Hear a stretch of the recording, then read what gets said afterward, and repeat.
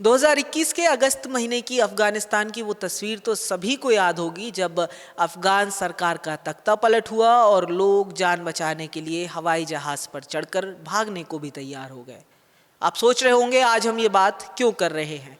दरअसल हाल ही में ऐसा कुछ हुआ जिसने 2021 की उस घटना की याद दिला दी। दिन था 21 सितंबर और दिल्ली के इंदिरा गांधी इंटरनेशनल एयरपोर्ट पर वक्त हो रहा था सुबह करीब 11:10 का, जब काबुल से आने वाला जहाज़ लैंड हुआ और सुरक्षा एजेंसियों के बीच हड़कंप मच गया। हुआ ये कि काबुल से दिल्ली आई KAM एयरलाइंस की फ़्लाइट RQ4401 के लैंडिंग गियर में छिपकर एक 13 साल का बच्चा भारत पहुंच गया। लैंडिंग के बाद एयरलाइंस के सुरक्षा कर्मचारियों ने विमान के पास उस बच्चे को घूमते हुए देखा तो पूछताछ करने पर पता चला कि वो अफगानिस्तान के कुंदुज शहर का रहने वाला है और बिना टिकट विमान की लैंडिंग गियर वाले हिस्से में छिपकर भारत आया था। जांच के दौरान एयरलाइन की सुरक्षा और इंजीनियरिंग टीम को लैंडिंग गियर के पास से एक छोटा लाल रंग का स्पीकर भी मिला। इस चौंकाने वाली घटना के बाद बच्चे को तुरंत सुरक्षा एजेंसियों के पास पूछताछ के लिए लाया गया। सभी प्रक्रियाओं को पूरा करने के बाद उसी दिन दोपहर को उसे KAM एयरलाइंस की वापसी फ्लाइट RQ4402 से वापस काबुल भेज दिया गया।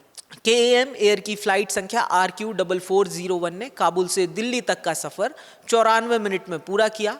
इसी दौरान ये अफगानी बच्चा विमान के पिछले पहिए के ऊपर बने तंग हिस्से में छिपकर बैठा रहा। भारतीय समय अनुसार ये फ्लाइट सुबह 8:46 पर काबुल से उड़ी और 10:20 पर दिल्ली के टर्मिनल 3 पर लैंड हुई। बच्चे ने बताया कि काबुल एयरपोर्ट पर वह यात्रियों के पीछे पीछे गाड़ी चलाते हुए रनवे तक पहुंच गया और मौका देखकर उड़ान से ठीक पहले व्हील वेल में जाकर छिप गया। हवाई जहाज़ के जिस व्हील वेल में बैठकर ये बच्चा भारत तक पहुंचा, वहां बैठकर यात्रा करना लगभग नामुमकिन है। जैसे ही विमान उड़ान भरता है वहां तेजी से ऑक्सीजन कम हो जाती है और तापमान 0 से भी बहुत नीचे चला जाता है। विशेषज्ञ बताते हैं कि पहियों के बीच घुसने पर व्यक्ति पहिए की चपेट में आकर जान भी गंवा सकता है। एविएशन एक्सपर्ट्स का मानना है कि टेक ऑफ के बाद जब पहिए अंदर खिंचते हैं तो वह जगह पूरी तरह बंद हो जाती है।